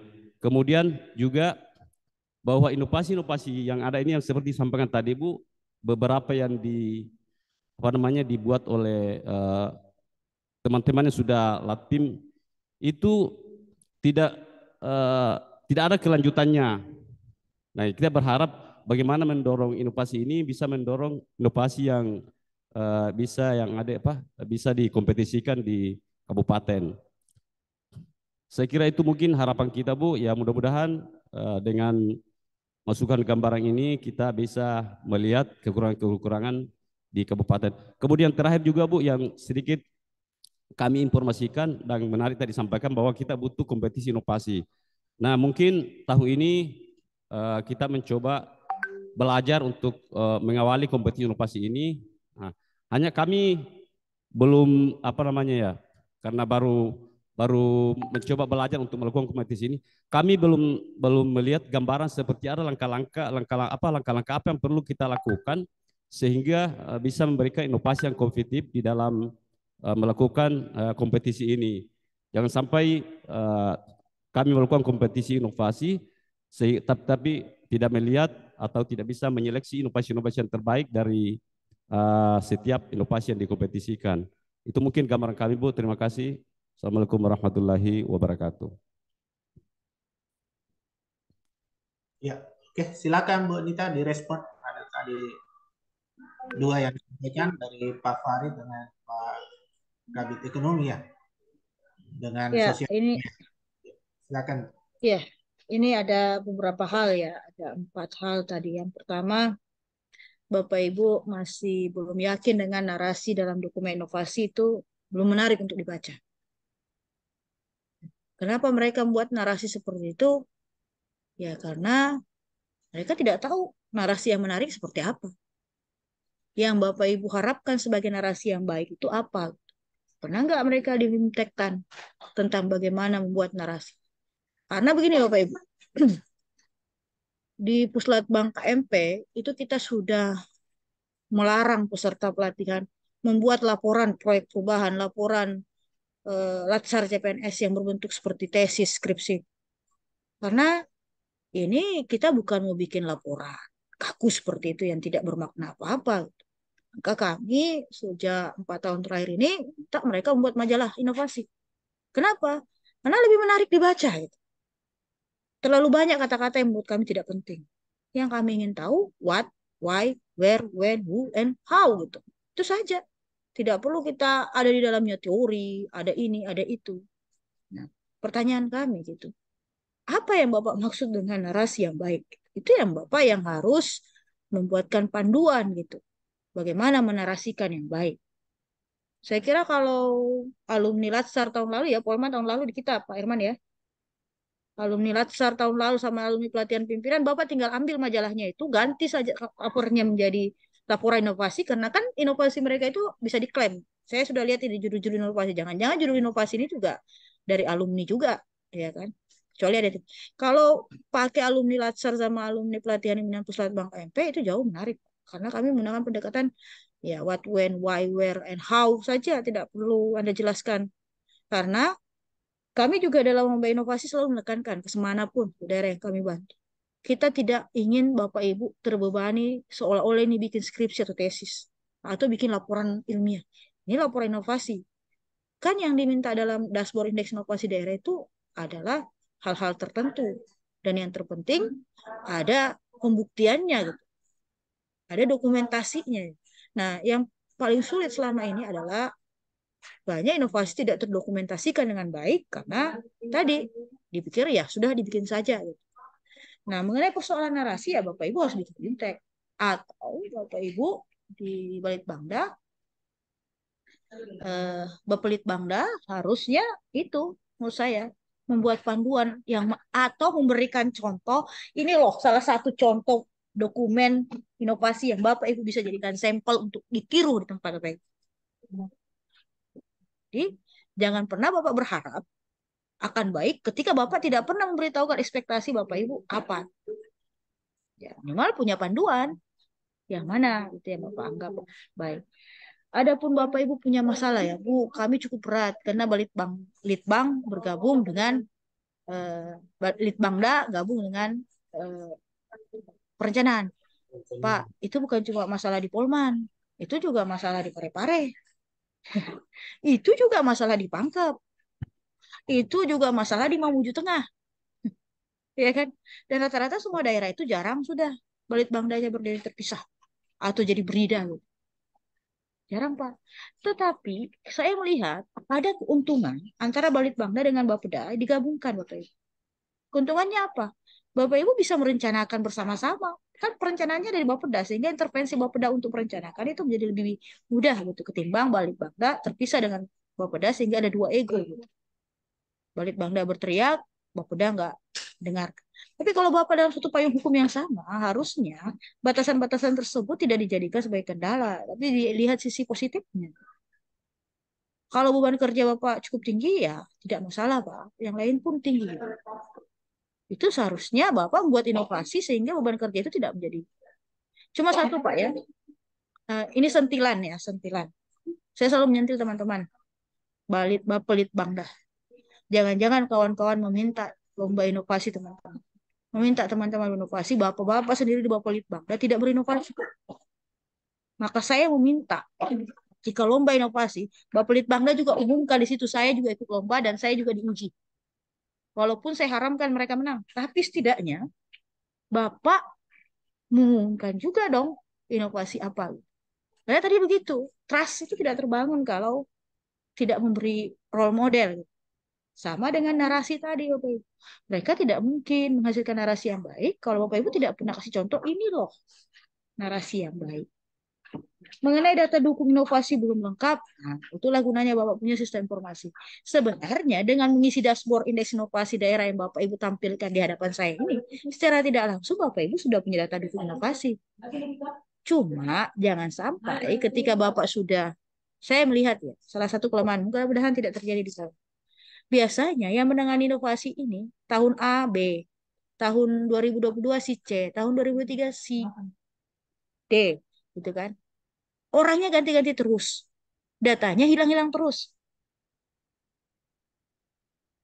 Harusnya kalau orangnya Bapak Ibu khawatir ganti-ganti terus, bikin sistem. Sehingga siapapun yang menduduki jabatan itu bisa punya data. Sebenarnya data belum lengkap itu ada dua persoalan. Pertama, orang yang memegangnya berubah-ubah. Yang kedua, Bapak Ibu tidak pernah meminta data. Minimal Bapak Ibu, saya tadi sempat mencatat. Ini kan tinggal 22 hari kata Ibu. Ya kan? Teman-teman sudah mengisi seperti ini. Apa langkah-langkah yang harus kita lakukan? Ya Bapak Ibu bikin WA group, umumkan siapa perangkat daerah mana yang sudah, perangkat daerah mana yang belum. Dan karena Kepala Bapeda dan Litbang menyatu, disampaikanlah melalui pimpinan Bapak Ibu ke dalam grup pimpinan perangkat daerah. Mohon izin, kan ada grup pimpinan. Kalau Bapak Bapeda itu ngomong RKPD belum, Renja SKPD ini belum sampai, belum dibuat. Begitu juga ini. Harus intens diumumkan siapa yang sudah, siapa yang belum, siapa. Dan ketika Bapak Ibu sudah ada yang masuk, langsung disampaikan kurangnya ini, kurangnya ini, kurangnya ini, detail gitu. Kurangnya apa? Gitu. Sehingga teman-teman yang masukkan merasa dievaluasi. Nah, adapun pelayanan belum berinovasi, tadi Pak, karena mereka nggak anggap penting gitu. Tapi Bapak Ibu harus tahu, tadi saya sudah menunjukkan bahwa indeks inovasi daerah ini dihubungkan dengan RB tematik. RB tematik ini sekarang RB itu tidak menilai lagi aspek dokumentasi, mereka nilai dampak. Jadi saya tadi cerita dengan kawan-kawan Biro Organisasi Provinsi Sulawesi. Saya bilang, enaknya kawan-kawan Biro Organisasi sekarang, kawan-kawan tidak perlu ngumpul dokumen susah payah. Karena kinerja SKPD otomatis jadi nilai RB. Gitu saya bilang. Dan ingat, salah satu hal yang diukur dari kinerja SKPD adalah praktek baik. Praktek baik itu juga adalah inovasi. Nah, kalau teman-teman tidak mengisi ini, Bapak Ibu harus punya strategi gitu. Apakah dengan pendekatan? Tadi saya bilang kalau Bapak mengumumkan di grup pimpinan, atau Bapak Ibu bisa buat telaah, kan di sini litbangnya bergabung kan. Bapak Ibu yang litbang bisa buat memo kebijakan ke Pak Bupati yang isinya menginstruksikan langkah taktis 22 hari untuk pengisian DID. Misal langkah taktis 1 meminta kepada Kepala BKPSDM untuk mengirimkan peserta pelatihan LASAR dan pelatihan kepemimpinan tahun 2022 beserta judul proyek perubahannya atau judul proyek aktualisasinya, sehingga itu bisa disortir untuk kita jadikan sebagai salah satu data inovasi daerah tahun 2022. Jadi misalnya ada SKPD nih yang tidak masuk, cari lagi apakah mereka ada peserta latsarnya enggak. Kalau ada peserta latsarnya itu saja. Biasanya Pak, yang peserta lomba inovasi di Parepare itu banyak dari puskesmas, dari apa. Begitu saya baca, wah ini dari ide pelatihan dasar yang dia tingkatkan jadi ide puskesmas gitu.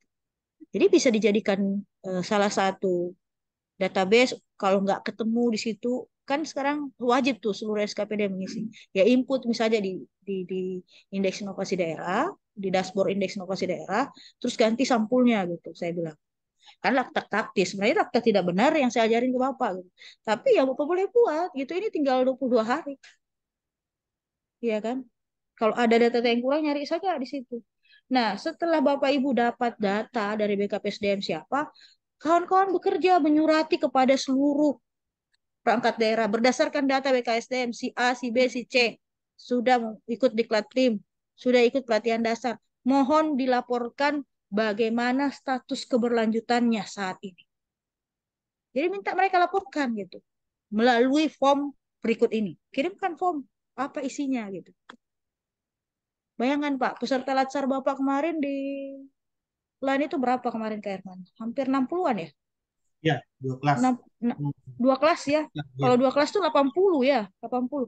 Nah itu sudah ada 80 inovasi Pak. Tambah peserta kepemimpinan kayaknya dari Polman lumayan banyak, enggak mungkin kurang dari 10. Sudah ada 90 Pak. Itu sudah menang tanpa Bapak ngapa-ngapain. Belum lagi kalau Bapak ngapa-ngapain bisa jadi 100 per tahun. Ya, tinggal Bapak buatkan saja evaluasi keberlanjutannya seperti apa. Mana yang masih berlanjut, mana yang tidak berlanjut. Dan Bapak Ibu harus paham, Pak.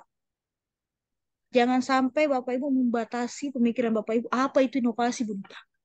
Apakah yang harus yang canggih-canggih dan hebat-hebat? Jangan sampai Bapak punya pemikiran yang dianggap inovasi kalau aplikasi, Bu Nita. Karena saya lihat sini aplikasi semua. Ya kan? Jangan-jangan Bapak Ibu salah persepsi tentang definisi inovasi. Inovasi itu di PP 38 sederhana, Pak. Inovasi adalah segala perubahan yang dilakukan dari yang sebelumnya ada menjadi ada. Baik itu cuma perubahan kecil atau perubahan besar. Kalau dalam dalam saya tadi tidak menjelaskan ya beberapa jenis inovasi. Kalau yang sebenarnya diharapkan sekarang ya hanya inovasi yang biasa, ke inovasi yang sampai harus merubah dunia. Saya mungkin di stop share saya sampaikan dulu beberapa inovasi Bapak Ibu. Ini stop share dulu, mohon izin.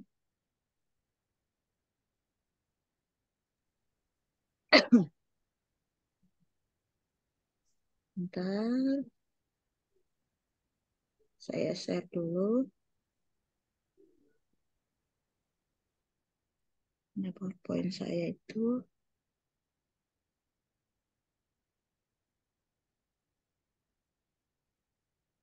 Hmm,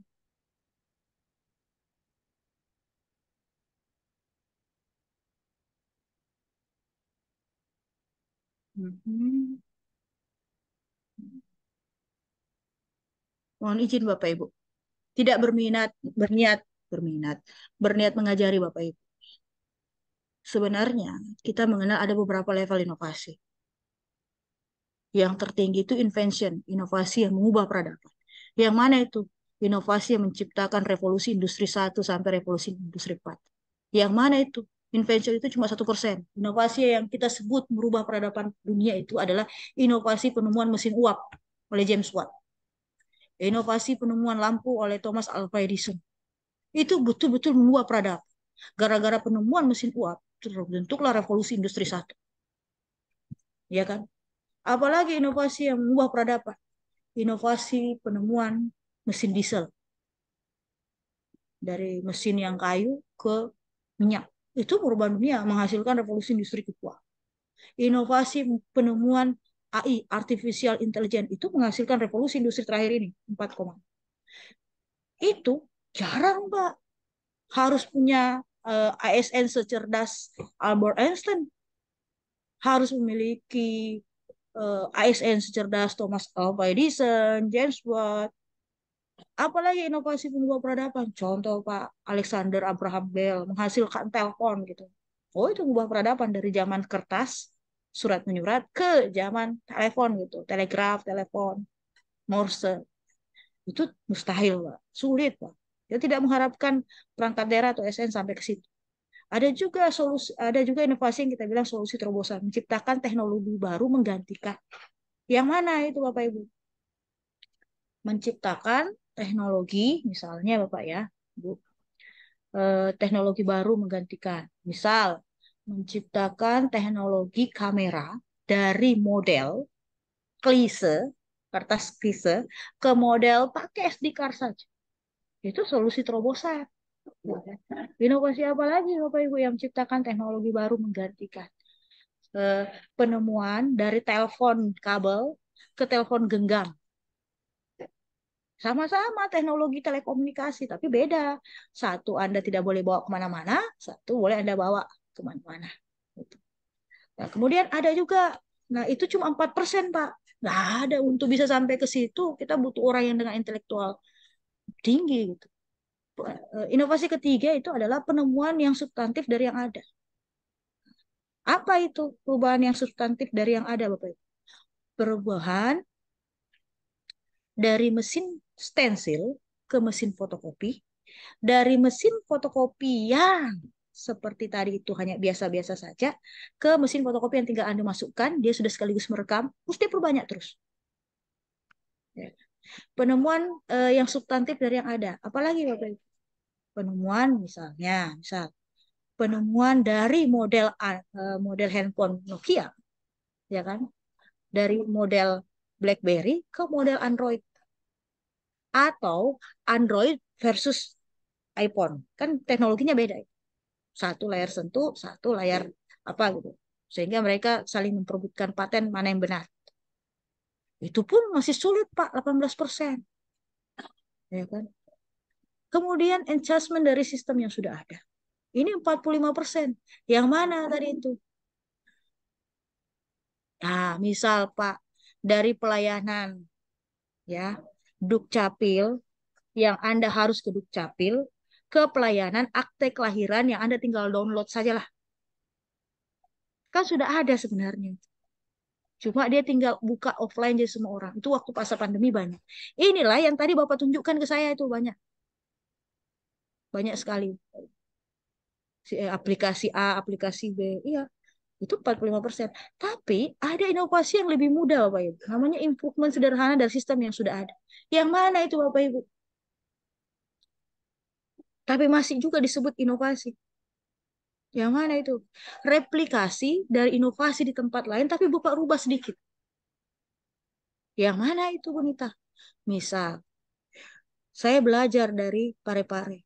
Semua laporan perencanaan itu dia masukkan ke dalam sistem Excel. Tapi Excelnya online Bunita. Ya, saya juga bikin di tempat saya, tapi saya rubah sedikit. Saya online kan, tapi online itu bisa juga terhubung di handphone. Nah, itu sebenarnya cuma replikasi.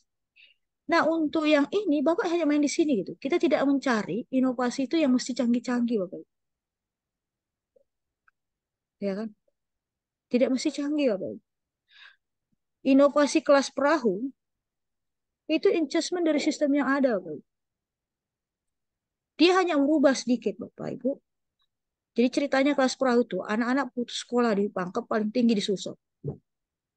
Dia putus sekolah di Sulsel karena anak-anak nelayan itu rupanya ada namanya musim mak bagang. Mak bagang itu ikan di tengah laut. Dan itu bisa mereka tinggal 4 bulan gitu. Dan rata-rata itu eh, anak buah magang, anak buah bagang itu ketika dia bersedia magang, saya kemarin sempat wawancara, orang tuanya itu sudah dikasih uang memang 10 juta untuk dia pegang. Itu uang mati oleh mandor bagang. Jadi mereka berpikir untuk apa sekolah? Sekolah itu kan supaya pintar, pintar supaya untuk dapat kerja. Lah, kalaupun kau tidak sekolah, kau sudah dapat kerja, nak. Sehingga putuslah sekolah. Ah, kelemahannya anak-anak dapat ijazah. Oleh Rukmini digunakan pendekatan. Pendekatan apa? Pendekatan yang modul sekolah pembelajaran kan anak-anak dibagikan modul pembelajaran. Kalau zaman kita dulu namanya CBSA, cara belajar siswa aktif. Kalau sekarang namanya modul, Pak. Ya, itu adjustment saja, ganti-ganti nama dari CBSA ke modul, ya kan? Ya kan? Mereka dibagikan itu. Setiap periode tertentu, guru-guru tadi yang tidak ada murid karena muridnya pada keluar karena magang, dia yang naik perahu mendatangi itu bagang-bagang. Di situ setiap seminggu sekali dia datangi, terus dia tanya modul ini nak sudah berapa yang kau kerjakan. Dia bikin kerjasama dengan mandor bagang bahwa pada tanggal ini anak-anak silahkan mandor, anda dia bagang, jaga bagang malam-malam, tapi tolong pastikan bahwa dia mengerjakan LKS-nya, lembar kerja siswa. Karena tidak semua guru bisa datangi satu-satu, dia kerjasama lagi dengan anak KKN. Jadi anak KKN guru yang UNM itu dia minta bantuan, kamu sekarang. Jadi dia minta syarat. Jadi yang KKN itu harus bisa begitulah, bisa ke sana. Itu untuk mengurangi persoalan. Nah, bukankah guru juga selama ini mengajar pakai itu sih? Dan dia buat setiap waktu ujian, semua anak magang itu akan dikirimkan oleh para mandornya kembali ke sekolah. Sebenarnya itu hanya perubahan sistem yang ada, dan itu bukan inovasi aplikasi. Begitu juga dengan Sri Kandi Berdaya. Itu bukan inovasi yang dihasilkan. Bukan inovasi, bukan aplikasi. Dia hanya merubah. Ketika itu saya kasih tahu nih. Tahu nggak kenapa nelayan miskin? Waktu dia datang, Bu, saya mau bikin, saya sudah bikin. Itu inovatornya dari Dinas Kelautan. Saya sudah bagikan perahu, saya sudah bagikan ini, tapi tidak berubah hidupannya, Bu. Saya bilang, Pak, ya Bapak bagikan laki-laki atau perempuan? Laki-laki. Tahu nggak Bapak? Data menunjukkan laki-laki jika diberikan modal, itu akan dihabiskan untuk konsumsi atau untuk menikah lagi. Itu fakta. Fakta itu ada di mana? Ada di Bangladesh. Itu khusus nelayan. Seperti itu cara berpikirnya. Dan di nelayan itu yang paling efektif diberikan bantuan itu ibu-ibunya. Dan kalau beri bantuan harusnya meniru model saya bilang namanya model arisan toilet di daerah Selayar. Atau Bapak Ibu meniru Grameen Bank di Bangladesh yang Yusuf gitu. Jadi bikin banyak kelompok banyak kelompok perempuan nelayan, istri-istri nelayan. Ketika suaminya pergi magang 4 bulan, istrinya kan gak ada kerjaan dan ini yang mati karena nggak ada dikasih modal cukup. Jadi suaminya pergi modalnya habis gitu, sehingga dia tidak memutar ekonomi. Jadi bila saya bilang itu kejadian yang terjadi di Indonesia, ketika kelompok A diberikan modal, kelompok B diberikan modal, secara bersamaan diberikan modal, pasti akhirnya adalah semua akan kehilangan modal. Maka diubahlah ketika itu Bapak Ibu, si B, kelompok istri nelayan B dapat menerima modal kalau kelompok nelayan A itu sudah berhasil mengembalikan modalnya. Ketika si A diberikan modal, maka kelompok B, C, dan D harus mengawasi kelompok A, harus membantu kelompok A sehingga modal itu bergulir. Ketika modal sudah ada keuntungan di kelompok, baru modal itulah bergulir. Dan itu biasanya cepat bergulir dan berhasil. Makanya dia Sri Kandi Berdaya namanya. Ya. Jadi dia hanya melakukan adjustment dari sistem yang ada. Sudah ada sistem pemberian bantuan modal, Bu. Oh, berarti sistemnya yang selama ini tidak berjalan. Nah, kalau kami bilang diagnostik kreditnya tidak benar gitu.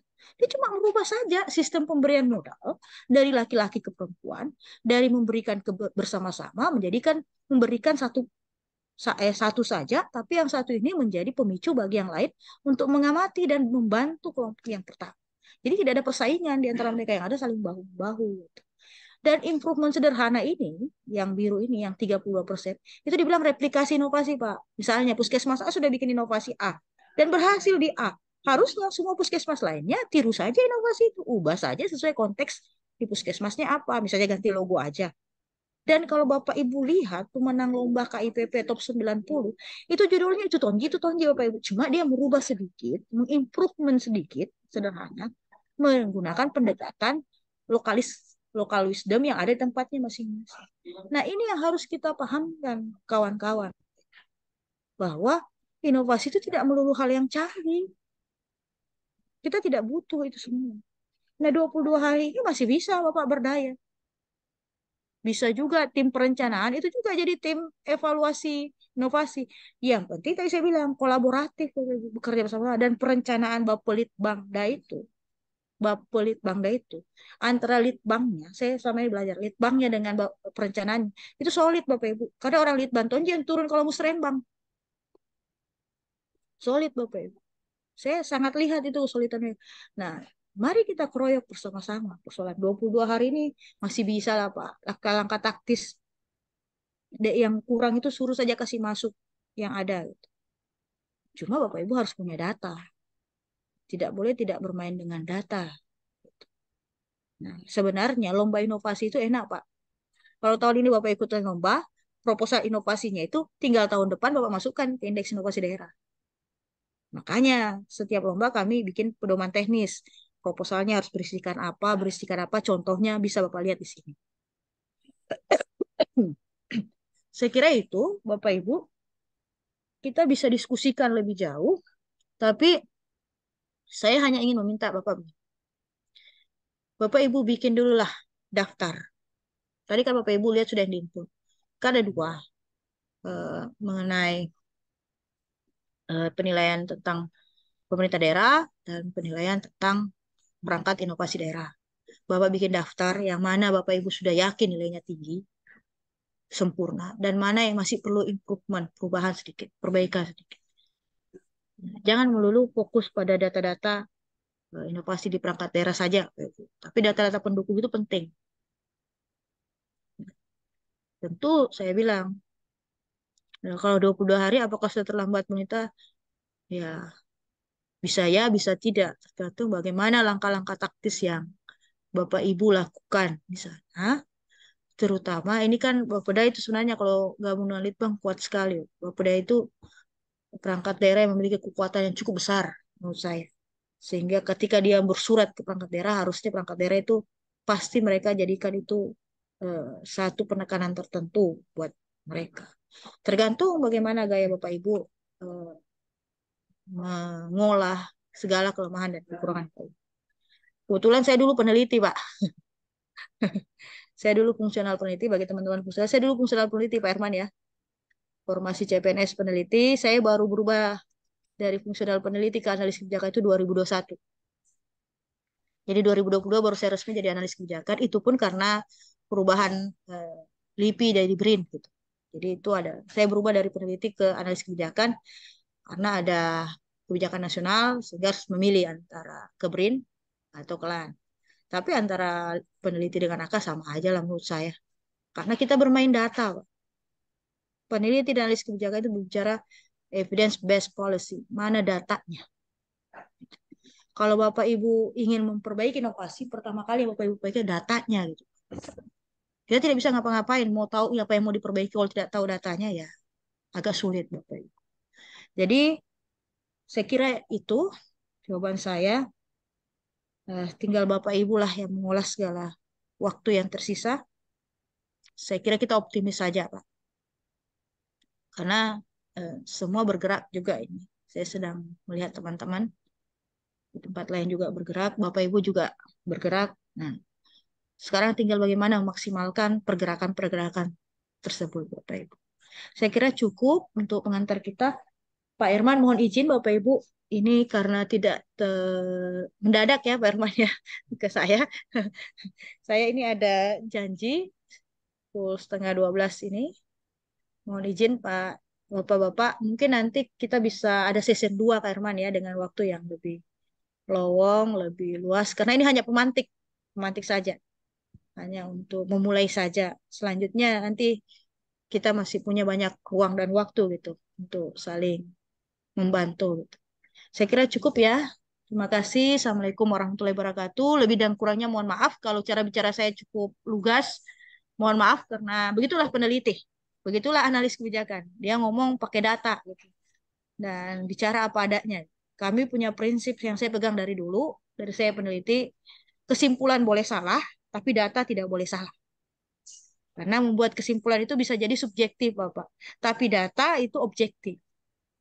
Karena kesimpulan itu tergantung kemampuan orang. Tapi data tidak boleh salah. Nah, Bapak Ibu, harusnya ketika kita berdiskusi nanti, mari kita bicara kondisi faktualnya apa, sehingga diskusi kita betul-betul bisa menyelesaikan satu persatu apa yang Bapak Ibu harapkan. Saya kira cukup. Lebih dan kurangnya maafkan. Wabillahi taufiq wal hidayah. Assalamualaikum warahmatullahi wabarakatuh. Waalaikumsalam warahmatullahi wabarakatuh. Baik, kami kembalikan ke Pak Farid. Gimana Pak Kabit? Ya, terima kasih Pak Herman, Ibu Anita atas penjelasannya yang saya anggap sangat lengkap pada hari ini. Mudah-mudahan berdasarkan schedule yang kami buat Bapak Ibu, mudah-mudahan Bapak Ibu punya waktu minggu depan kami akan menyurat resmi ke Bapak Ibu untuk meminta pendampingan langsung.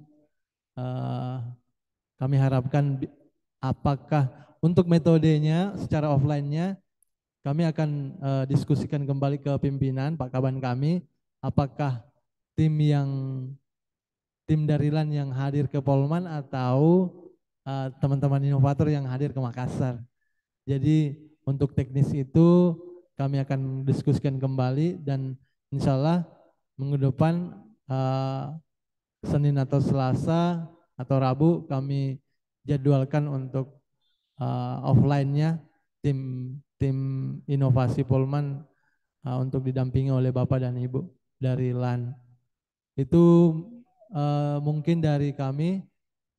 Kami atas nama pimpinan Balitbang Ren mengucapkan terima kasih banyak kepada Bapak Ibu atas waktu yang diberikan ke kami dalam hal diskusi terkait inovasi pada hari ini. Mohon maaf juga jika ada hal yang kurang berkenan dalam proses diskusi kita pada pagi hari ini. Kami sekali lagi ucapkan terima kasih banyak. Kami akhiri, wabillahi taufiq wal hidayah. Assalamualaikum warahmatullahi wabarakatuh. Waalaikumsalam warahmatullahi. Waalaikumsalam warahmatullahi wabarakatuh. Mohon izin Bapak Ibu, saya live sebentar. Ya, makasih banyak Bu. Ya, jadi Pak Kabit ditunggu saja ya anunya suratnya dari kami. Ya Pak Herman, kami akan diskusikan lebih laporkan lagi ke Pak Kabang tuh si ini. Terus tindak lanjutnya, langkah konkretnya ke depan bagaimana, nanti kita bisa diskusikan sama-sama. Ya, kami upayakan bisa secepatnya karena mengingat juga sisa dua hari waktunya teman-teman untuk menginput Pak. Terima kasih Pak Herman atas bantuannya. Kami nanti sampaikan ke Pak Kaban hasil pertemuan kita pada hari ini. Ya, makasih. Izin live ya Pak. Assalamualaikum. Waalaikumsalam warahmatullahi wabarakatuh.